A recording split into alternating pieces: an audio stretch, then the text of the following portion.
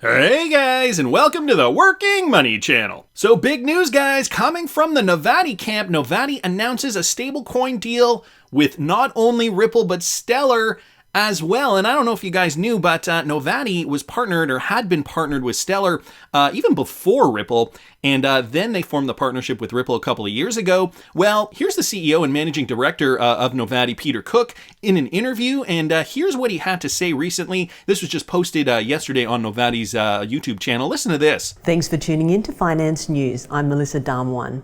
Joining us again is the Chief Executive Officer of Novatti Group, Peter Cook. Peter, nice to see you. Mel, hello. Great to be back. Thank you. Always lovely to have you here. Now, Novatti has recently announced 2 deals around your stablecoin services. Talk us through it. We've been able to announce partnerships with both Stellar and Ripple, 2 of the major cross-border blockchain networks, both based out of Silicon Valley and both with very high market capitalizations relatively.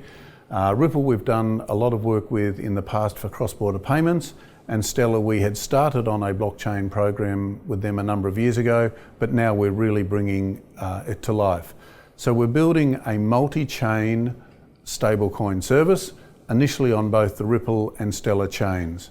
And in fact, what's a great thing is both Ripple and Stellar are largely funding the development work and even some of the marketing work that we do to get our stablecoin service out. So the stablecoin will be dollar for dollar backed Australian dollar stablecoin. So we are a licensed company. We'll be running our funds in trust accounts, and then we've got an Australian dollar stablecoin named AUDC, somewhat in line with the nomenclature of the US stablecoin USDC. So first, great point there. Peter Cook here talking about Novatti, their partnerships with Ripple and Stellar to build stable coins on those respective blockchains. And you know, they're working with both because they see the benefit of working with both companies. In this case, creating an Australian stable coin similar to the USDC, but it would be an AUDC, the Australian dollar stable coin. He continues on, guys, listen to this. I think a couple of weeks ago, we were just talking about the role of digital assets with Novatti. Can you loop that in regards to the strategy now? So stablecoin for us is essentially a major foray into digital assets. We are still a payments company, a traditional payments company, but this now gives us a major entree between, let's call it cryptocurrency, which goes up and down and is subject to other market forces, and real utilitarian crypto-based assets. So we build the stable coin, it becomes part of our ecosystem or our infrastructure, which is licenses, tech, commercial partnerships, and from there we leverage and monetize for our either financial services customers or end business type customers. We will provide services out as stablecoin as a service, and also for holding and transacting of funds for things such as cross-border payments, on-ramp, off-ramp for cryptocurrencies, and other services yet to be seen. So utilizing a stablecoin as an on-ramp and off-ramp for cross-border payments, as he mentions. Also, you know, bridging that gap between the cryptocurrency world and the traditional finance world. Peter Cook is saying, you know, there is going to be a benefit here for our clients and to be able to bridge those worlds because he realizes this is the future. More people are going to be holding cryptocurrencies in general. And so how to get them comfortable? Well, creating a CBDC. And again, note the Ripple Stellar partnerships here, 2 World Economic Forum coins, WEF coins, that are going to be central to this new financial system. And then just listen to what he says about the Stellar and Ripple networks. In terms of partnering with Ripple and Stellar, I mean, they are 2 of the major networks. We've been able to work with them and be a major partner of theirs in Australia. And I think that goes to a lot of the success of Novatti is that we can work with these global companies and bring through significant commercial deals.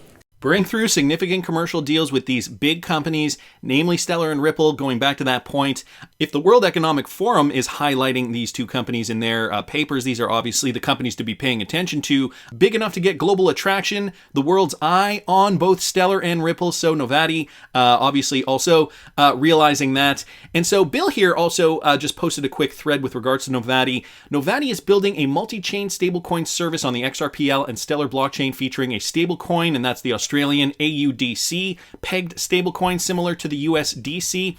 He goes on to say here, when Novatti first mentioned the plans of the AUDC in 2018, only Stellar was mentioned. And so there was a CoinDesk article there from back in October of 2018. A new stablecoin launching on Stellar's network is pegged to the Australian dollar and is being pitched for consumer and business use. Interesting to note that this was all occurring way back in 2018. This idea of stablecoins was still fairly new back then. CBDCs, we weren't really talking about it a lot. However, Novatti was already in the know. Bill continues by saying further information on the Novatti Ripple Stellar project. Both Ripple and Stellar are providing grants to Novatti to assist in developing this project. Hard to believe there is not significant cooperation between Ripple and Stellar. So yeah, it's interesting to note, considering where Jed McCaleb went and how that relationship dissolved, that, the Stellar Foundation and Ripple are now working together several years later with this company, Novatti, in order to really promote this and help even fund it, to help, put together grants to help promote this, essentially, for Novatti. Ripple customer Novatti Group, based in Australia, was founded in 2015, has spread the word that it is building an Aussie-based stablecoin. So again, just another article to that point. And the company is expanding into the sphere of digital payments, as Peter Cook mentioned in the clip. I don't know where it says it here in particular in this clip, or maybe it was just from the interview. But you guys heard it in the interview. Peter Cook essentially said that, these two companies are working together and they're going to help promote this as well. So there's got to be something in it for Stellar and Ripple as well. Novatti intends to make a profit here on fees through the conversion of the stablecoin, as well as on transactions and merchant fees as soon as the company adds them to their network. So that is the business model. That's how they are going to see. They are going to turn a profit from this. So, some interesting points here from Bill. Great interview, and I will leave this clip in the description of the video if you guys are interested. On top of Novatti, more Ripple-enabled customers are expanding, like, for example, DLocal expands their African footprint and adds 2 new countries. So the leading cross-border payment platform connecting global merchants to emerging markets expanded its payment network to include 2 more African nations, the Ivory Coast and Rwanda. The company now supports local payment processing in 12 African countries and 37 emerging market countries total around the world. As part of its expansion to these 2 countries, DLocal will enable merchants to accept the major mobile money payments platform in Africa, including Orange Money, MNT, Airtel, Tigo, and Move, by facilitating payments with the largest mobile money operators in the Ivory Coast. DLocal will enable merchants to reach 7 million Orange Money users, 6 million MTN users, and an additional 3.4 million Move users. In Rwanda, Airtel Money is also a popular operator with 1.4 million customers. So you can see here, DLocal, Ripple enabled, and they are onboarding other smaller African payment companies to get the ball rolling in these 2 countries, namely the Ivory Coast and Rwanda, where they see more potential business.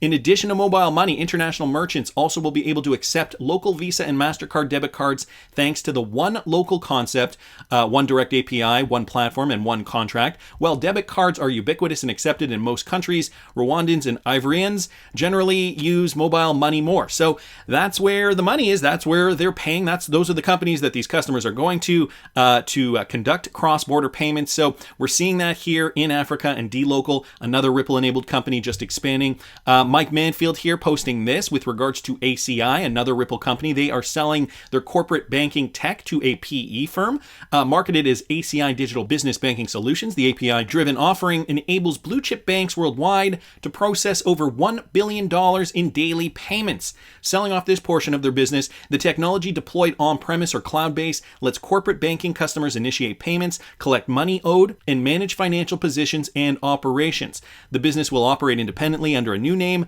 and that'll be Dragonfly Financial Technologies, and be led by ACI's current Chief Administrative Officer, Johan Roets. So selling it off, but for now, it's looking like they are still going to be running it. Their current chief administrative officer, this guy here, Johan Rowitz, is going to be running this thing. But again, lucrative opportunity if they didn't want this part of their business and realize how lucrative it can be for a potential buyer. Well, that just means it's a win-win for everybody. So I wanted to thank Mike here for posting that. And another one, guys, from Matthew Liny, P27. Now, I did a video a couple of years ago. It's been a while. I've been doing this channel for almost 4 years, guys. We're coming really close to the 4th year anniversary of Working Money channel. But I did a video on this close to when I started, and I'll see if I can find it. I'll link it up here in the top right-hand corner. This is when this was fairly new, this partnership. P27 Advance could replace multiple national clearing systems in Nordics. So what does that mean? The drive to advance digitization in the Nordic banking system has taken another step forward through a plan headed by P27 Nordic Payments to create future digital infrastructure and platforms. Following approval by Finance Denmark, the Danish Financial Systems Central Organization, the plan will see P27 Nordic Payments become the new national clearinghouse in Denmark for traditional and smart money payments for businesses and private customers. The clearinghouse will also enable bill settlement and real-time payments to other Nordic countries, including Sweden and Finland, with Norway expected to join at a later date. The long-term ambition of the P27 Nordic Payment Operating Plan is to integrate all Nordic mobile money systems under a single cross-border digital platform. In effect, P27 Nordic Payments is taking over and replacing existing infrastructure and national clearinghouse responsibilities and tasks that were previously conducted by Finance Denmark. So we are seeing a whole new system being ushered in here. P27's new role, supported by an updated digital payments infrastructure, will make it possible for a mobile pay app user in Denmark to transfer money to a Swish pay app user in Sweden. Now, for those of you guys in Sweden, and I know because my wife is Swedish, when we went to Sweden a few years ago, they were already using this Swedish payment app. It was called Swish. It was similar to PayPal, and everybody was using it. And this was like 6 years ago, and they were using it even before then. Well, they are trying to now make all these money apps interoperable, okay? So with blockchain technology, with DLT, it's looking as though this type of thing is occurring now and occurring more and more in and amongst these Ripple partnered companies. The building blocks being put into place can potentially result in a pan-Nordic clearing setup with full interoperability across the region, which can one day replace the current national clearing operations. So that is, I guess, the end goal here, looking to keep it interoperable. And again, there is a P27 Ripple connection. In the video that I just posted in the top right-hand corner, you can learn more about that. It was from a few years ago now, so it could be outdated. Nevertheless, it's interesting. This network is on MasterCard, Matt points out, settlement rails, and is an XRP-enabled platform. So interesting news there, guys. Coming out of Scandinavia, I wanted to thank Matthew Liny here on Twitter for posting that. I also noticed this with regards to Fintech unicorn Neum. Neum, again, a Ripple partner. They are Singapore-based, and they describe themselves as a global platform for modern money movement. They announced back a couple of months ago their agreement to acquire SoCash Pte, a Singapore alternative payments network focused on non-traditional physical outlets. Well, SoCash brings together financial institutions and digital commerce merchants into a network that allows consumers to deposit, withdraw, and make payments with cash from more than 30,000 local shops, cafes, and grocery stores. And now the acquisition, guys, it sounds as though it has finally been sealed. The acquisition provides Neum with a team and technology to enable multiple forms of local payment acceptance for digital commerce, especially in emerging markets, the company said. With cash still a preferred method of payment across the Asia-Pacific and Latin American markets, the acquisition of SoCash allows Neum to accept cash for transactions online. So this is also going to be maybe a pain point. Maybe some would consider it a pain point. But it's the reality of the world. There are still a lot of countries that utilize cash, still a lot of people, especially unbanked and underbanked people that use cash. So you're going to have to transition those people in some way. And I think that this is a great solution, bridging the physical and digital worlds, okay? According to Neum, combining the capabilities of both organizations allows them to become a full stack platform of choice for global merchants with capabilities for local acceptance, multi-currency accounts, foreign exchange, and global payouts. And so it sounds as though they are getting very, very close. It's expected to close in Q3 of 2022, which is just around the corner, subject to customary regulatory closing conditions. So another Ripple company, Neum, looking to acquire SoCash. And I don't know, is SoCash a Ripple customer? I'm not entirely sure if that particular company is Ripple enabled, so maybe that's why they are deciding to do this, merging with Neum, realizing that there is a benefit to doing that. Neum has grown quite a bit over the last few years. Anyway, interesting news there. And finally this, guys, from Leonidas at Leo Hajalozu on Twitter. Noticing some interesting changes on the Ripple website. One of the major changes is the new Ripple page and the silent removal of the RippleNet committee page. In my opinion, why was the RippleNet committee page removed? And that's a question worth asking, as he mentioned. So just down here, if you guys see, you go to the Wayback Machine, and this is what was on the page back in February of 2022 only. So only a few months ago, growing and evolving RippleNet. So the RippleNet membership is a network of leading financial institutions that collectively and democratically govern and evolve RippleNet. So this was essentially a committee that got institutions to really onboard the technology to really kind of, I guess, educate and get them to understand what Ripple is doing. The membership enables RippleNet participants to adhere to the RippleNet rulebook, a common framework that ensures operational consistency and legal clarity for every transaction. And as you guys can see here, some members include Bank of America, Standard Charter, Santander, MoneyNet Int, SCB Bank, and Neum. One simple integration, standard rules, operational certainty. So this is what that webpage touted, and so now it has disappeared. So what could that mean? Wrath Economy here, saying, aside from logistical issues transitioning the website, several insights are also missing as well. So maybe it was just a merging issue, and when going from the old website to the new website, maybe the people in charge of that lost a few pages and are going to be updating some of these pages in the near future. Perhaps the RippleNet rulebook became redundant, though, when they stopped requiring bilateral agreements. So that is also a good point here. RLP Farm.d here on Twitter saying, I'm wondering, given Ripple has been around for almost a decade now, if they feel as though they are in a position where they no longer need to advertise the RippleNet committee. Maybe that is also it, considering, okay, you got to remember, this is for education purposes. This is trying to get people to onboard RippleNet. Boy, I remember back in the day, 2018, it was a task for Ripple to onboard some of these companies. But now, because of cryptocurrency certainty and the fact that this is going to form the future of payments, and I think most banks and companies know this by now, that wasn't the case when they were trying to grow and evolve RippleNet. Maybe Ripple has just said, okay, we're good at this point. Now it's the snowball effect. Now all these companies are clamoring to partner with us, and we're just getting bigger and bigger as a result. And so now we do not need a RippleNet membership network, the committee webpage on our website. So that's another interesting observation. The RippleNet committee seemed useful in the early days, is coming from Adingo ate my XRP, to get banks to come together with questions and requests for changes to the messaging and KYC rules. At this point, it may have felt a bit unnecessary. And Wrath Economy responding, wonder how much ISO 20022 takes care of a lot of those issues as well. So yeah, there's the ISO 20022 integration, and there could be a myriad of reasons why they did take this web page down. It could be because Ripple is forging on, moving ahead, realizing at this stage in the game that they do not have to advertise to attract the big banks. The big guys are already on board. The biggest pain point, of course, is the Ripple SEC lawsuit, and that is happening in the United States. As we've heard, Brad Garlinghouse saying, and not just Brad, others at Ripple saying 95% of Ripple's business is happening outside the US right now. But with the clarity with the SEC lawsuit, once it is behind us, we're going to get the clarity, and I think the remaining banks that may have been apprehensive in the past are going to jump on board to RippleNet once there is the certainty of utilizing XRP being free and clear in the American market.